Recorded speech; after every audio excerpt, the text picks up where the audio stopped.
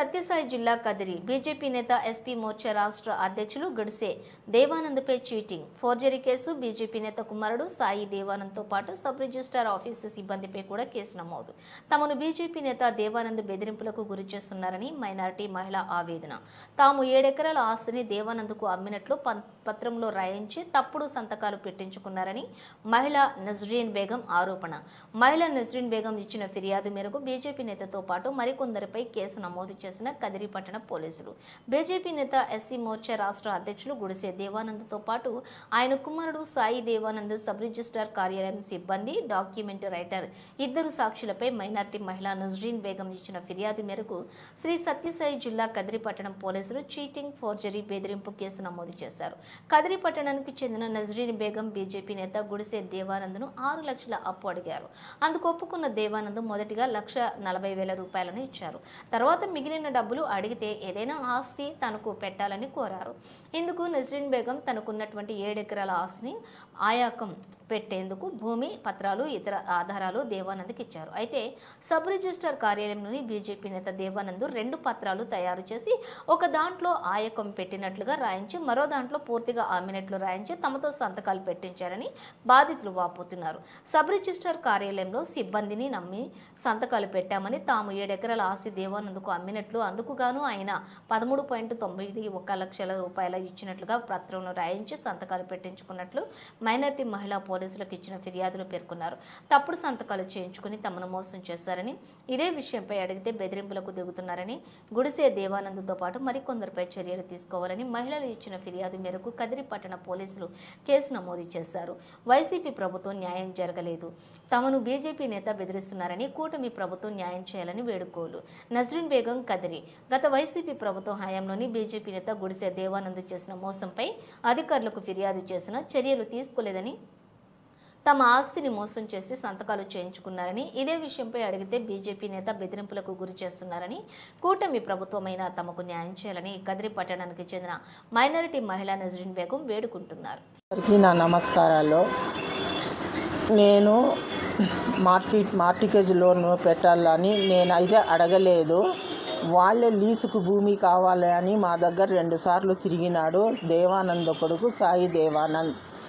అప్పుడు మేము లీజుకి ఇచ్చేది లేదు అంటే, అమ్ముతారా అంటే అమ్మేది లేదు, లీజుకి ఇచ్చేది లేదు. అది మా పిల్లల కోసం మేము రాసి పెట్టేసినాము. 10 మంది సమక్షంలో అందరూ సంతకాలు కూడా పెట్టినారు. ఇది మా చిన్న పాప పెళ్ళి వరకు మనము అమ్మేది లేదు అని నేను ముందే చెప్పాను. మనం ఎక్కడైనా బ్యాంకుల్లో కానీ వేరే ప్రైవేట్ చోట కానీ ఇది పెట్టి డబ్బులు తీసుకొని నేను మక్కాకి పోవాలని ఆలోచిస్తున్నాను. ఎవరినన్నా అడగాలనుకుంటున్నాను. కానీ మాత్రము మాకు ఎన్ని కష్టాలు ఉన్నా కూడా మేము భూమి అమ్మేది లేదు అని చెప్పినాను. సర్లేమ్మా, నాకు తెలిసిన వాళ్ళు వేరే వాళ్ళు ఉన్నారు, మా దగ్గర అయితే డబ్బు లేదు, వేరే వాళ్ళ దగ్గర మనోజ్ అనే అతని దగ్గర నేను డబ్బులు ఇప్పిస్తాను అని మాకు ఆధార్ కార్డు అవన్నీ తీసుకొని, మా దగ్గర డాక్యుమెంట్స్ లేదంటే డాక్యుమెంట్స్ లేకపోకున్నా కూడా పర్వాలేదు, మీరు ఆధార్ కార్డు ఇచ్చేస్తే మేము అన్నీ చూసుకుంటాము, నీకు డబ్బులు ఇప్పిస్తాము అని. మనమైతే బలవంతం చేయలేదు, ఏదో ఇప్పిస్తున్నామను కదా, మనం ఏందో వడ్డీకే కదా తీసుకుంటేది అనే రకంగా నేను వెళ్ళినాను. మా పిల్లలకి తెలుగు రాదు, నాకు తెలుగు రాదు, మా పిల్లలకు రాసేది రాదు, పిల్లలకు తెలుగు చదివేది రాదు, రాసేది రాదు. మా పిల్లలంతా ఇంగ్లీష్ మీడియం. మా పిల్లలు చెప్పినారు ఇంగ్లీష్లో టైప్ చేసుకొని రావాలని, కానీ వాడు తెలుగులోనే తెచ్చాడు. తెలుగులో వాడు తెచ్చినప్పుడు వాడు మాకు మార్టిగేజ్ లోన్ పేపర్లు చూపించినాడు, మేము చదివినాము. దాని తర్వాత అది ఏం చేసుకున్నాడో, అది ఏం పేపర్లు పెట్టుకున్నాడో, అది ముందుగానే ఏం ఫేక్ పని చేసినాడో, తర్వాత అన్నీ అయిపోయినాయి. డబ్బులు మాత్రము ఇవ్వలేదు. శిరీష అనే రిజిస్టర్ ఆయమ్మ అందరికీ పిలిచి లేవాదేవీలు అడుగుతూ ఉన్నారు, అమ్మినోళ్ళకి కొన్నోళ్ళకి ఎంత అమౌంట్ వచ్చిందా లేదా అని. కానీ మమ్మల్ని మాత్రం పిలిచి అడగలేదు. మేము చాలా వరకు వెయిట్ చేసినాము. తర్వాత రెండోసారి మనము కళ్ళ స్కాన్ ఇచ్చేటప్పుడు కూడా నాకు ఎందుకో డౌట్ వచ్చి మేము ఇంకొకసారి ఆ పేపర్లు చదువుతాము అంటే అప్పటికే వాళ్ళు ఏం చేసినారో మనకు తెలియదు. ఆ పేపర్లు మాకు ముట్టుకుండేకి కూడా ఇవ్వలేదు. లేదు మేడం అరుస్తారు, అట్లా చదివేయలేదు, అట్లా ఈగుడుదని చెప్పినారు మేడము అని చెప్పి మా దగ్గర సంతకాలు పెట్టించేసి డబ్బులు ఇస్తాము ఇవన్నీ అయిపోయి అని చెప్పి ఫస్ట్ వాళ్ళు కళ్ళ స్కామ్ ఇచ్చినారు. వాళ్ళు సంతకాలు పెట్టినారు. మేము చేసేసి వెనక్కి తిరిగి చూస్తే ఒక్కరు లేరు. వాంతో పాటు సాయి దేవానంద్తో పాటు ముగ్గురు నలుగురు వచ్చినారు. నాకు అంత లేదు, మాస్క్లు వేసుకొని వచ్చినారు. అది వాళ్ళ సైడ్ వల్లే అంట, ఇక్కడ కాదు. దాని తర్వాత మనం డబ్బులు ఇవ్వలేదు అని మనం ఫోన్ చేస్తే స్విచ్ ఆఫ్ చేసుకున్నారు. స్విచ్ ఆఫ్ చేసుకున్న తర్వాత రాత్రి 8 గంటలకు మళ్ళీ ఆన్ చేసినారు. మాకు డబ్బులు ఇవ్వకుండా వెళ్ళిపోయినావే నువ్వు అంటే, మనం మార్టిగేజ్లోనే ఉన్నాం కదా అని అడిగితే, మీరు ఒక పని చేయండి, దేవానంద్ కాలనీ కోనేరి రోడ్డుకు వస్తే మేము ఇస్తాము అని.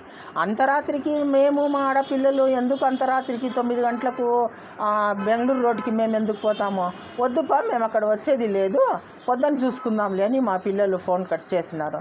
ఆ పొద్దునకి మళ్ళీ పిల్లలు ఫోన్ చేస్తే వాళ్ళు ఫోన్ ఎత్తలేదు.